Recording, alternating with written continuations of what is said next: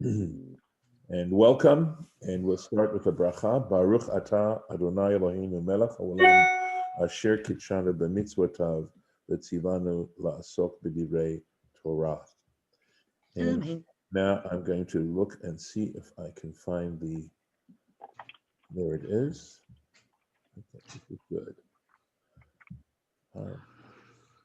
Start with share. And I believe we got up to, let's say, verse Vav. Does that make sense? Lauren, is that what you have as well? Yeah, we're on verse 6. I don't know if we finished the long Rashi on verse 6 or whether we started verse 6. Let's see. We didn't. Okay. And in fact, okay, we'll do the best that I can do. So here goes. So here it goes specifically into V'asu et ha'ephod. They shall make this garment called the ephod out of zahav, gold, chelet, blue, argaman, purple, tola'at shani, meaning crimson yarns, v'sheish moshzar, and twisted linen, ma'aseh choshev, the work of a skilled craftsman. All right, so here goes. I have worked into designs. Yes, it's not easy to necessarily, thank you for the alternative translation. Because, we've talked about how it's, Yes. patterned I have or the work something. of a master weaver. Yeah, see what So I was okay with skilled Either one, craftsman. both. Well, here's the point. When it says ma'aseh, right? Mhm. It can be describing the fabric itself of the ephod, or it can say the work of a choshev, and assumedly choshev comes lachshov, to think. In other words, one who knows how to think about this, one who's experienced. It's not so clear as to how exactly to translate that. So it really could go either way, quite honestly. It could be describing the work of the fabric, that is, of the ephod itself, or it could be describing the that this is what it takes. I have to tell you that as we're talking about it right now, I really like that second explanation we gave, which is describing the actual work of the fabric as being a design, something in design. So it's not just a flat color or anything, but that it should have some design in it. There's a feeling about this that works in terms of how the Hebrew syntax goes. However, I think, excuse me one sec. Sorry. It does appear that the Aramaic Ovad Oman, right, sounds like Oman would be, that's the word that we use in Hebrew right now for someone who's a craftsman, and Ovad would work as the work of a craftsman. Targum interprets it that way, but I do think the alternative translation is not a bad one at all, and might actually feel more comfortable with the Hebrew. As to why would you even want to say that, right? Why would we want an unskilled craftsman to do it? Or why does it need to tell you that it takes extra special, Right. ability to make it, as opposed to telling you that it should be something with designs in it? So just some stuff to ponder on that in terms of the Hebrew. Here goes the Rashi. I'm going to probably I think it's possible to have more than one picture on the screen share, but I do want to take a picture of the ephod and see if I can pop it up. For asu et ha'ephod, they should make the ephod. Imbati lefaresh ma'aseh ha'ephod, va'choshen al seder hamikraot. We may have done this yesterday. If I attempt to explain the construction of the ephod and the choshen, by means of the verses themselves, Hare, Perushan, Prakim, it's going to all be sort of split up. It isn't going to flow.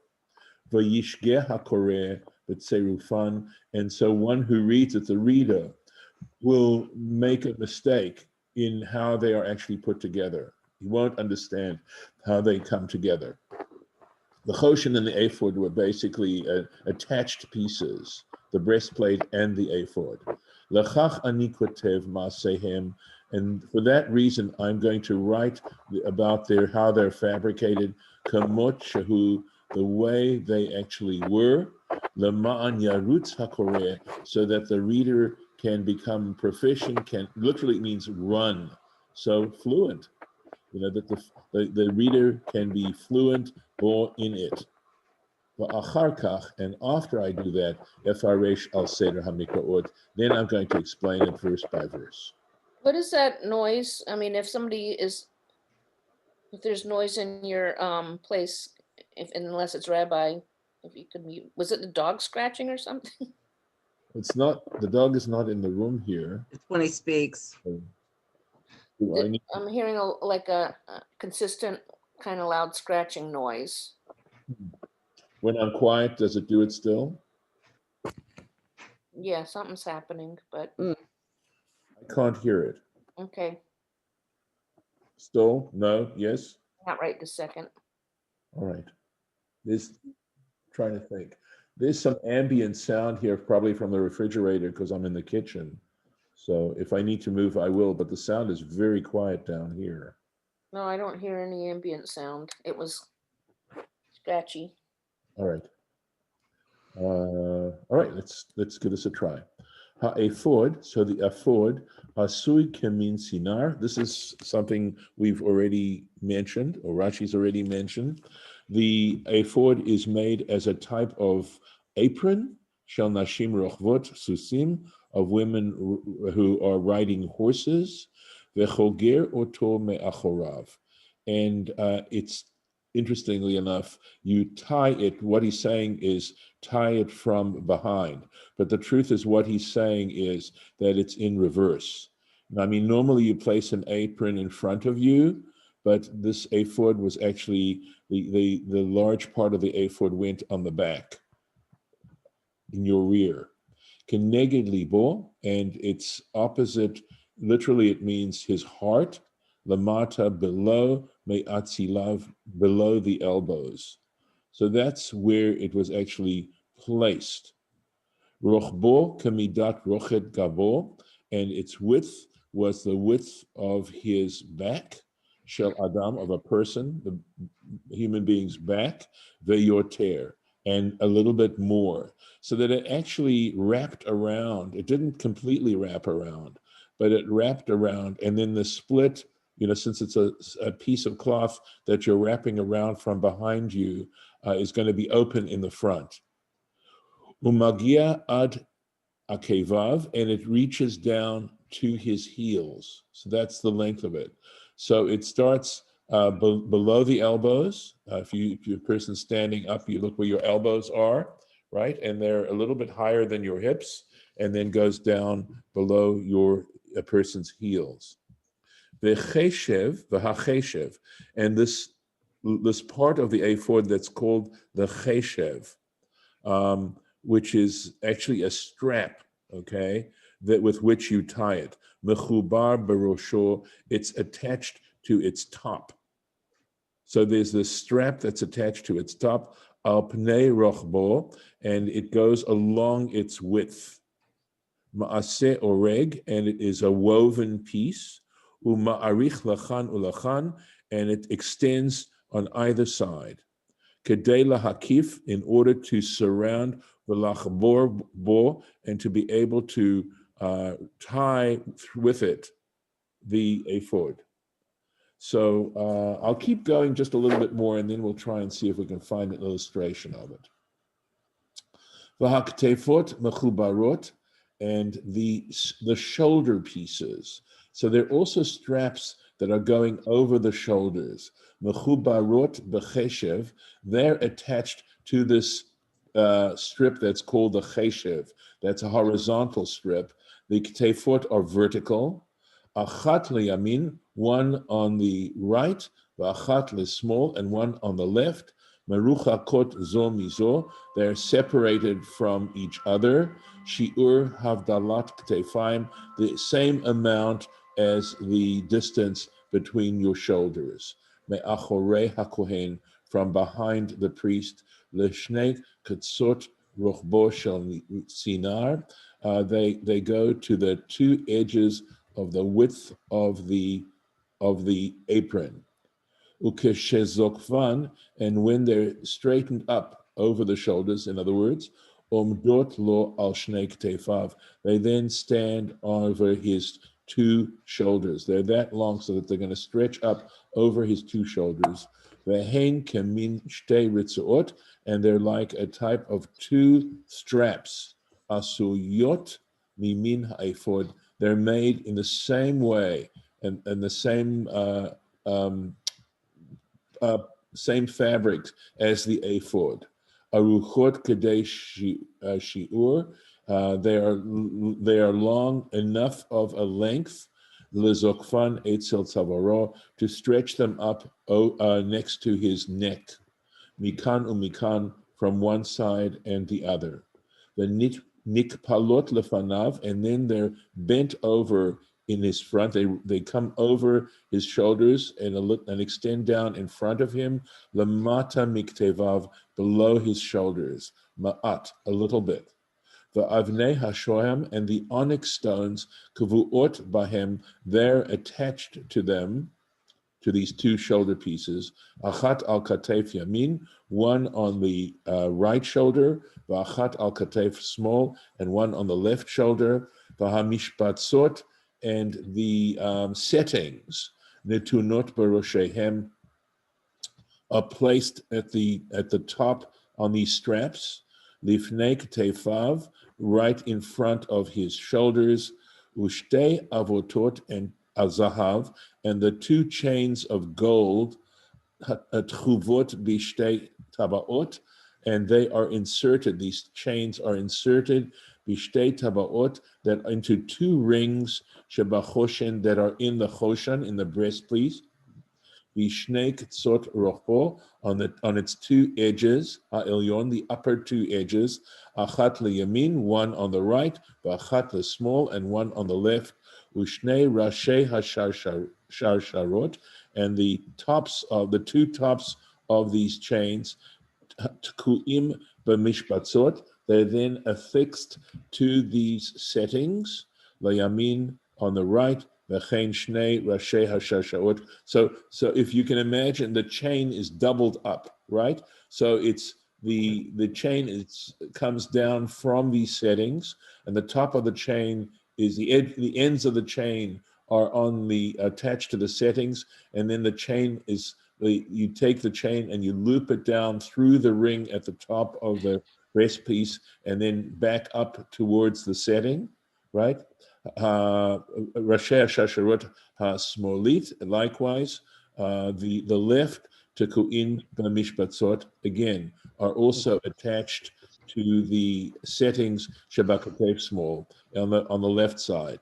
Nimtza hachoshen, and now you find that the breastpiece talui b'mishpatzot ha'ephod are suspended from the settings of the ephod al libo, and the breastpiece is now going to be over his heart, milfanav, in front of him. So at this point, I'm going to stop this here. And I see that, okay. Okay. All right, now I'm gonna look and see if I can find the piece I want. You don't want to finish that Rashi? No, I want to go here because I'm concerned that I may have lost you already. So here we go. Beautiful illustration here. These are actually two versions. This is Rashi's version, right? And this is so here's the design, right? And it's hard to see the cheshev here. It's not really clear that of this attached long piece here that sticks out. It would be going around this way, all right? And as I said, I'm going to try and get to my office this morning, get that book and make some illustrations. And it's really these are very clear pictures of the ephod. I have struggled to find a decent picture on the internet, and I've not been able to find it. I've tried it both in English and in Hebrew. It doesn't seem to bring up exactly what I want regardless. So look here. There are, if you look carefully, these are onyx stones, and these are the settings. I'll get you a better picture in a little bit. And here is where the gold chain, these are gold chains, right? That are come through the rings here. These are the rings that you can see of the breastpiece. There's also, we haven't gotten to it yet. Rashi's going to describe this. Oh, by the way, remember how he describes how these straps go up and over the shoulders? Mhm. And look how they come around a little bit in the front, right? Mhm. And then this hangs down, and this is open here. So you can see how this is open. This illustration here happens to be the Rashbam's understanding of the Hebrew. And so there's some slight differences here. You can see. Mhm. That's a big difference right there. And the other piece is that he sees the Ephod as completely encircling the person, and then there's just simply a split in the front. So let me, again, I'm going to stop this for a moment. Did you draw that face on there? No, I Or did. did Miles? It's much, I know, it's much better than anything I could draw, clearly. Now, let me see what I can do to get you a decent picture of. The face was the funny part. Yes, Yep. it's cute. Somebody with a sense of humor clearly decided to do You that. needed a head. I think it was a child. A little tiny head. I suspect, yeah, that's why I think it's a kid. I see that the difference kind of accounts for weight distribution also. Yeah, I saw that. The straps are more weight on each shoulder, where the complete back and going over the shoulder distributes the weight more evenly. Give me a moment. Especially as how heavy that breastplate must have been. Yes, well, it's actually made out of fabric. It's not made out of solid metal. But the With the stones, stones and the things to whatever bezel. whatever brackets you'd need to put in the stones in. So the settings would be the metal. bezels were gold, Yeah. and yeah. Be quiet. And here is another. I'm going to come up with two. I just have to forgive me because I have to open it with the right application so that it looks good. All right, now I can go back and open this up and see. Okay, here we go. So I'm actually going to move it quickly to a different one. There we go. Here's a really, I think, quite a nice illustration, which does, so now you can see the belt, right? That's the cheshev right over here. And this is slightly, it doesn't look quite the same as the way Rashi does it, because this looks like some kind of loop or something. And the way the illustration that I have elsewhere simply has it fully attached. And that is the way Rashi describes it. So just to show you how it comes down to about his ankles. But at least it gives you, and see how it's tied. This is actually, you can't see it very well, but he's tied a bow here. And I'm going to show you the other picture now because it gives you a detail. Look at that.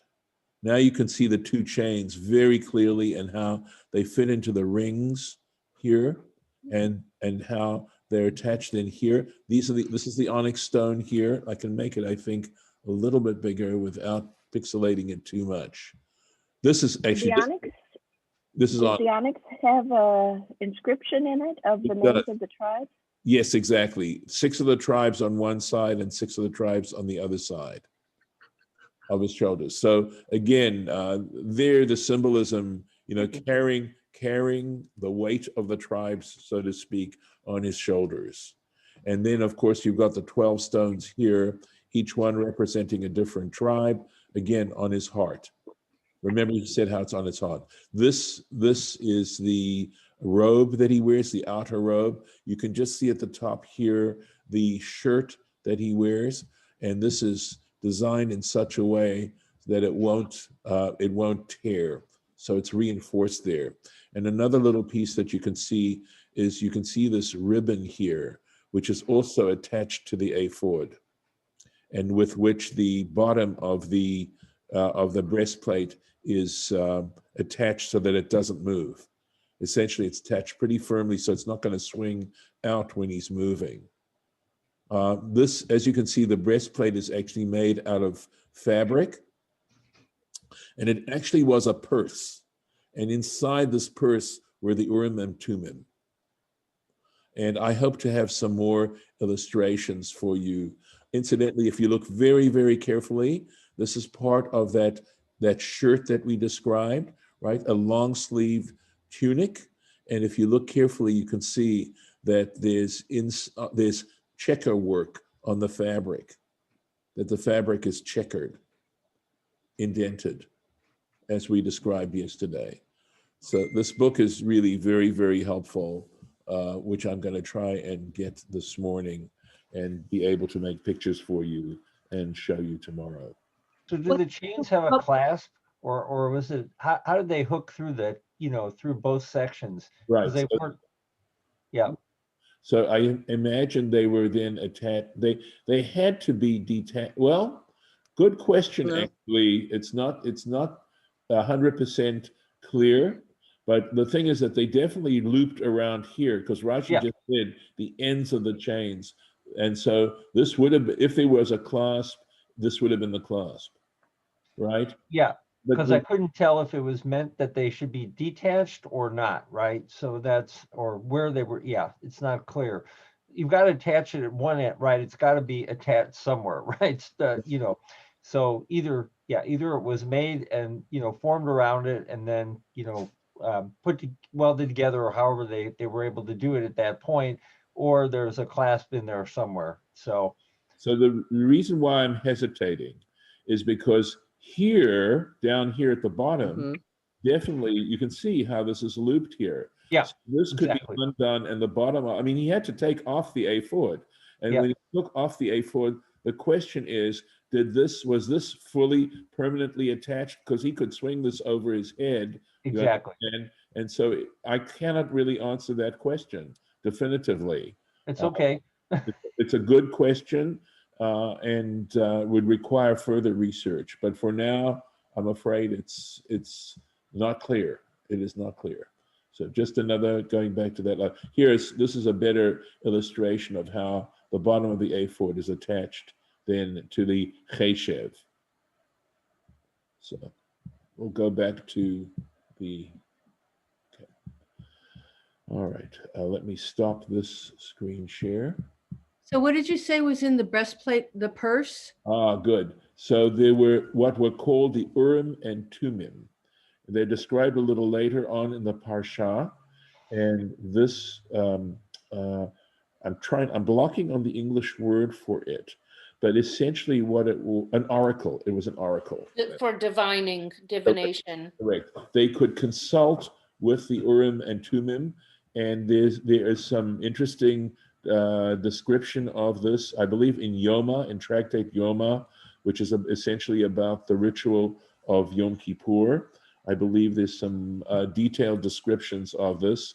And essentially, by the way, there are those who believe that the breastplate, because it had the names of the tribes, and maybe there's certain letters that are still missing when you take all the letters that make up the names of the 12 tribes. So I think maybe Shivtei Yisrael, I'm not certain, but I think that there were two other words that were there as well. There's a description that talks about how the stones would light up, and from which stone lit up, the priest had to learn, the high priest or the priest would know how to read the oracle. So there are those who say that the Urim and Thummim were two separate stones that were put in the pocket of the breastplate, and there's opinions that say they were actually the stones on the breastplate, which, as I said, would light up in such a way that the priest could then read what the message was. And that's, so they would consult the oracle. I think that's what oracles are used for, and to discover. And it talks, there are certain parts, I believe, in the Bible, which, not too many, but which talk about consulting the oracle. Urim sounds a lot like Purim.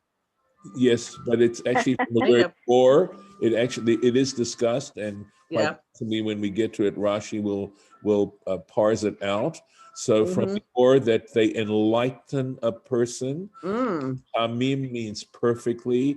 In other words, you know, so for example, in Macbeth, when the witches tell Macbeth that he won't be overcome until Birnam Wood comes to Dunsinane, and since it doesn't look as if trees can really walk, but that's what they tell him.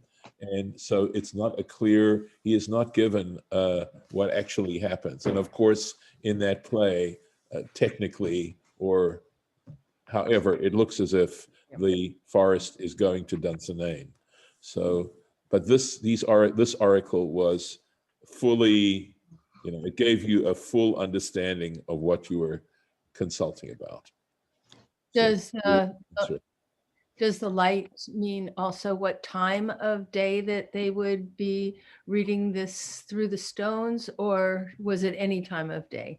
oh, I'm not. That's a great question.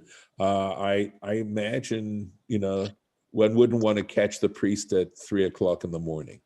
Well, also the way that the refraction is of each different stone, as light goes through it, can cast different images. Let's just Right. put it. Okay. So the way I hear your question better now, I think that it wasn't dependent on external light. I believe the stones, for that particular theory of it, the stones themselves would shine, would light up in some way internally. So it was as if they were little lamps going on.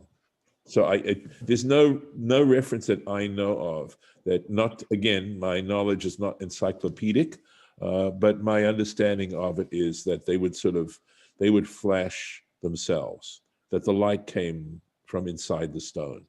And that, of course, and because they had the whole name of the tribe, right? The priest would have to figure out which letter or letters were being hinted at when they did. Okay.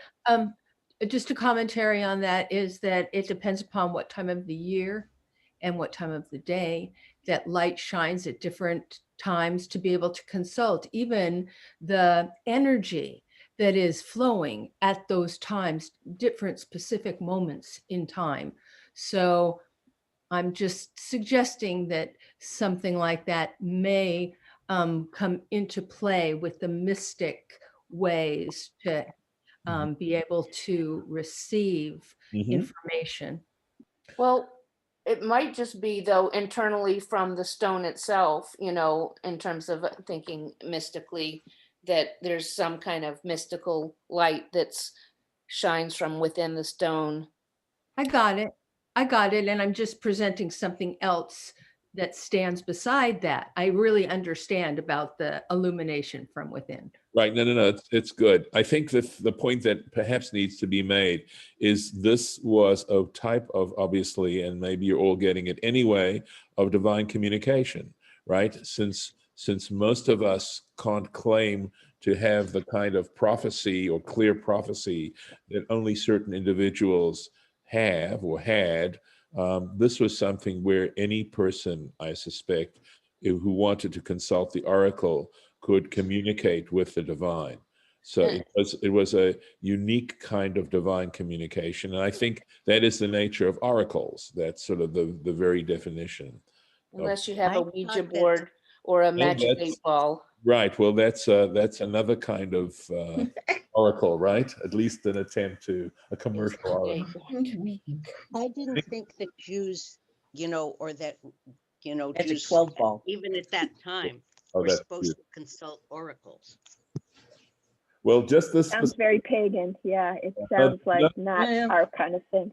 Like, Okay, it's only this one. It's not. There's no other oracles that are meant. And they're not communing with the dead. No, they're not. So, yeah. but they did consult the stars at times too. They didn't worship the stars, but they did consult them at So- times. Okay, so I'm struggling to think of a specific example. What where- does Mazal Tov mean? Yes, but that's just simply you know, that's simply a phrase. Yes, it does mean. It's not, it wasn't though. I mean, it is now, Yeah, I see what you're saying. Right. but it's a phrase that's evolved from its original history, I think. I think. Yeah, and also the phrase "b'sha'a tova," as people say in Hebrew, in a good hour, or in a good to show, get to show in Yiddish. It should be in a good hour, like a belief in what propitious time. So there is actually a discussion of Bilam that gets into that idea, is that there are certain times, Brachot actually, Tractate Brachot talks about certain times of the day. So yes, there definitely was a sense of astrology. There was a lot of influence from Babylonia. I think that's where a lot of this came from. And there is that kind of, you know, influences, that there were certain times of day. They talk about, but some of the reasons are interesting.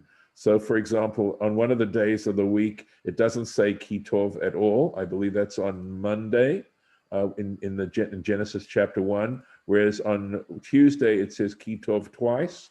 And there's sort of implications that Tuesday is a propitious day to do things. And so there is that kind of sensitivity, no question about it. I'm also aware that we're looking at Chag Purim. Purim exactly are this kind of thing, using lots to determine in this astrological kind of way the best time. By the way, we just on the 7th of Adar was Moses's Yortzeit, and there's some discussion as to Haman picking Adar because that's the month in which the leader of the Jewish people, that is Moses, their greatest leader, died. So there's some connections made there. Okay, well, thank you, and I'm going to stop the recording here.